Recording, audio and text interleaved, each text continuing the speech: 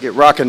Good day again, man. Yesterday, I talked with you before practice about some of the competitions, what I was hoping to see. Certainly, some of the line of scrimmage. I thought of the big guys, some of the ones that stood out. I thought Brandon Coleman and offensive line, good rushers out, same square, and I thought the interior, the defensive line, Newton, J.A., Payne, all in their own ways had good plays, and so.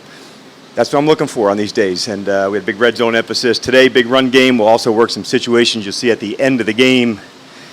4-minute, team ahead, trying to close it out. If they can, they will. If they don't, punt, turn into a 2-minute, going back the other way. So we'll work some situations that'll go, and that'll kind of lead into tomorrow, which has a lot of situations, as part of a jog through. But good day for us lined up, and we'll go battle for it again. So let's get it rocking. Hey, Coach, good morning. Good morning. The intensity, the physicality seem to be kind of picking up here. How do you kind of balance what looks to be like they're kind of ready to go and where you are in the process with that? That's an easy one. We're not ready to go. But what I can tell you is that we really want to learn to do this at a remarkable level, to push each other, to get ready, to get our skills right, to get the execution right. And in the first day of pads, I said, we'll be doing this together for the next 6 months together. And so knowing that push, that intensity right on the line, never crossing it, because at the end of it, we've got to take care of one another. And that's always the fine balance, especially during training camp. I thought so far the guys did a good job with that. Less than a week to the Jets. How do you feel about your corners now?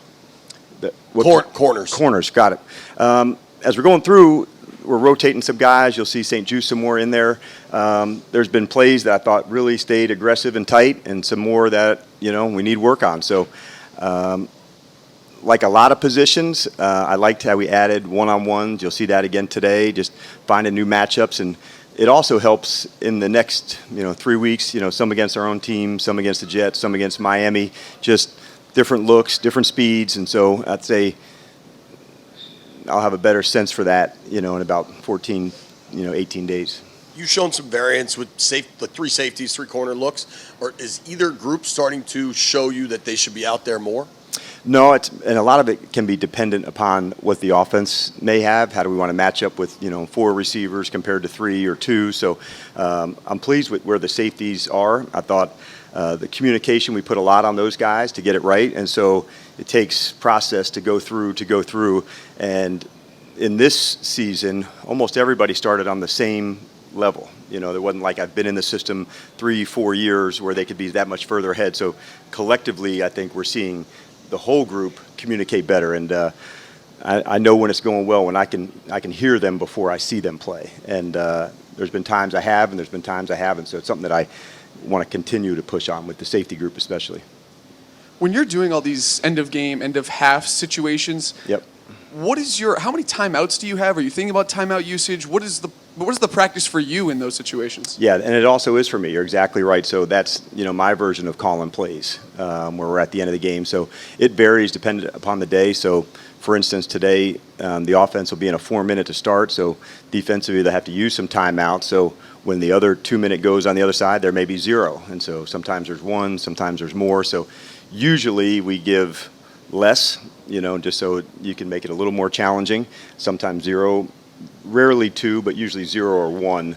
So when do we use it? How do we use it? And it's really the mechanics too, and that's why you see the referees here spotting the ball, the urgency to go do that. So we almost continually work it on the time slots to say, can we do this in 15 seconds? What about 14? Nope, let's try it again. 15 is the marker. Or can this be done in 7 seconds? Can we get out of bounds in 5? Those are the things you have to work at full speed. So when we do get in those, environments, then we're ready to really go execute it. How much, if at all, has timeout management or timeout usage changed from when you were head coach before? I would say it's the use of analytics has probably changed some of that. I don't know if it's regarding 2-minute as much as 4th down opportunities, 2-point plays, and things that may go into that. It's always been at the top of the pile to play winning football, but I would say there's been a trend, with more information in game of how to utilize that information. Do you have an update on Derek Forrest? Defo will be out today, and we'll see what it looks like moving forward.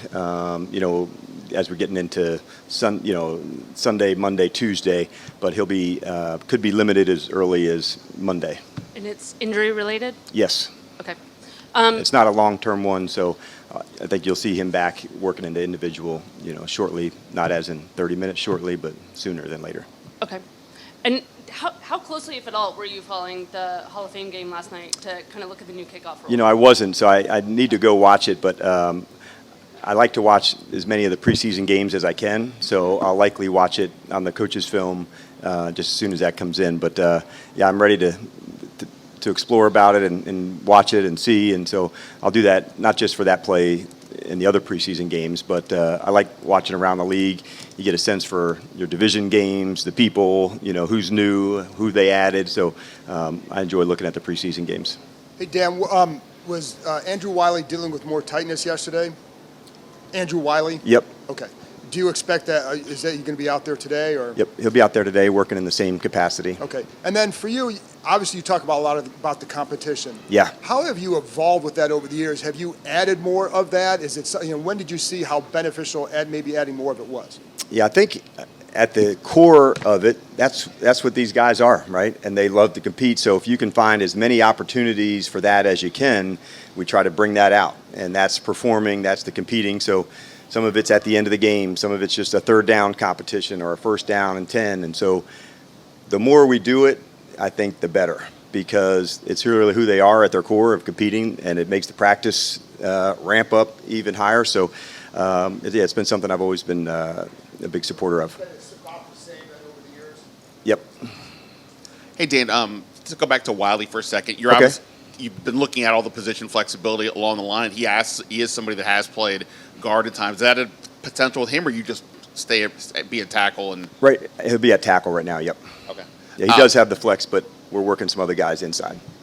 And with regards to Brandon Coleman, should he continue to progress and you guys think, hey, this is a guy that could start for us, is there any having a rookie at quarterback and possibly left tackle, does there get any nerves at that, or is it hey, if you're the best guy? So yeah, good? I think that's really how you have to look at it, Ben, to say you want to make sure you're putting the team and the roster in the best places to play well and to win. So that competition will be ongoing, but yeah, there's no hesitation as far as the best guy and how to go play with that. Coach, we were talking about this is the first time players get an hour break a day, and I'm wondering what's your goal with this and how does it help them with recovery? And so it's designed just for the recovery piece of that. And so, it was designed as there's a time limit for the guys for each day, 11 hours or 10 hours, depending on if vet or rookie. And so that's more than enough time for us as coaches to get in what we need to get in. So if we were going to go and really empty it out and practice really hard, the message was going to be we have to recover really hard too, to make sure that your bodies are coming back to go after it yesterday and come back after it again today. And so putting those sessions in the bank, it's also training of what it needs to be, as you're going in through the season. So it was by design. It's something that I hadn't done before, but it was one thing that I had on my radar to say, how can we do this part better? So often you hear people say, hey, need recovery. It might be at the end of the day or the beginning of the day, but this one makes sure that it happens. Yes, yes. It was easy because the trade-off was more meeting time with the coaches. So I said the coaches are chomping at the bit. They'd love to have more meetings with you. So there's been very little pushback. Hey, Coach. In regards to Jeremy Chin, apologies if you've been asked about him in recent days, but what have you seen from him that you've liked? What has his experience added to that room thus far, and anything you can share about his perceived role this year? Yeah, he really has done an excellent job here. We've put him at a couple of different spots. You've probably seen him down by the line of scrimmage. You've seen him blitz some. He's got real speed and length. That's probably the thing that has shown up to me the most, his ability to stay attached to people. So he and Frankie have been good additions for us, featured in their own ways. And I may have said a few days ago, not everybody's elite or excellent at everything, but the things that we're going to try to ask them to do, they'll be elite at. And I think Jeremy and Frankie fit into those spaces of how we'd like to utilize them. But he's got excellent ball skills. He's a good tackler. He's shown good range. So all the things as a safety, he's hitting the marks. Good morning, Dan. Good morning. Earlier you said the team is not ready to go. So obviously this team is building, practice number 8. What are your markers to see and realize, you know what, this team is ready. This team is ready to kind of be released? Yeah, I think really probably the two things you're wanting to see is like the focus and can that stay play after play after play after play. Oftentimes you see this, a good play, then it's down, a good play and a down. You've probably heard Coach speak of he flashes, a play. And so that's not what we're looking for, to flash. You want to see those plays done consistently over time. And so the more you do it, the better it gets. I said to them, Usain Bolt didn't get tired of running straight ahead. There has to be some consistency about the execution, about how we're doing things, and the expertise to get to that level. That's really what we're digging for. And we have a few more installs to go, so by no means is the entire package in. But once it is, then now we go back through it again, and then maybe take a little out, and you can streamline it. But this time, it is more stressful for the players because there's more to learn, more to do, things they haven't done a lot of. So we're going to continue to push them until we find those spots and execution in all 3 phases. Good morning, Coach. Good morning. It's actually perfect segue. I wanted to ask you, is there a guy that so far in training camp maybe hasn't flashed as much with like a highlight play, but has really impressed you with their consistency on the field? Yeah, that's a good one. Probably, I would say it may come from the offensive line. Like Sam Cosme has shown like really consistent play. Like you would have thought he'd been a guard for a really long time. And in fact, he wasn't, from moving from tackle to guard. So I would say his ability to stay square, to pull, he's an athlete that's inside. He's somebody that has impressed me, by the size of him, his movement to go. That would be one that jumped out to me. Trying to think of some other guys that have stood out. Mike Sainmer still has been somebody that's been really consistently strong. It's run fits, it's coverage, it's all of it that goes into that position. Playing nickel is a lot like playing safety. There's run fits, there's calls, there's checks, and things happen quickly. And Mikey has certainly shown he's up for the task to be into that spot. And then, Coach, speaking of the Hall of Fame game as well, with preseason being reduced to 3 games and even, some speculation that in the future it could be reduced even more, does there become a little bit of an advantage to having that extra preseason game if your team is selected for that? Well, I don't know if there's an advantage, but what I can say, maybe the practice Ken. Oftentimes you're not seeing, the other players play as much, but it's a real honor to go to that, because you get to see the hall, and probably some of the best times is seeing the inductees, at the game. And so, super proud to, worked with Devin, worked with Dwight. And so I know firsthand what that looks like for them at practice and performing. And so there's a real honor to it. Any coach would like a few more practices for sure. So there's probably an advantage. But the practices help, when you go against another team, it's a different look. So I think the league overall, we've moved in that direction to where there are practices that can help. And so our work against the Jets and our work against Miami, that helps. Good morning again, Good Coach. morning, Tain. With the one-on-ones yesterday, was there any particular position group matchup or player-to-player matchup that stood out to you?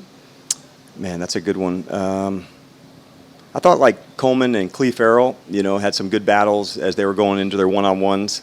Yesterday was in the red zone, so it was a little less running on some spots. Today they'll be in the field, so in the one-on-ones there will be more deep balls and things that would go to that space. So each day may have a little bit of different stuff, but overall I was pleased with just the different matchups, and I'm hopeful today we'll see some different ones. I kind of nudged that along this morning in the staff meeting, so hopefully we'll see some new matchups. Morning, Coach. Good morning, Donna. A couple of the receivers, can you talk a little bit about Mitch Tinsley and Bryce Tremaine and Yes. what you're seeing out of those 2 guys? Yeah, and I think their dual role because of their strength and their speed, where they also have a good special teams role as well. What I've seen from both of them is they're very intentional about getting better. For instance, for Bryson, one of the things he was really trying to work on was his releases from press coverage. And so you saw that from pre-practice, from post-practice, individual work, into releasing against the guys. So like what I've been impressed by him and for the staff is this is something I want to get better at. And here's my plan of how to do it. And we dedicate, 5 minutes before practice or 5 minutes after practice just for that skill development. So Bryson's one that has taken advantage of that time. I want to get better at these releases, and then I've seen that at practice. With Tinsley, I think I feel the speed, I feel the strength. He's probably jumped out more just based on the rep side on the special teams versus offense, but he does have the size and the strength to be featured in a lot of different places. So he's been impressive to me too. All right, you guys.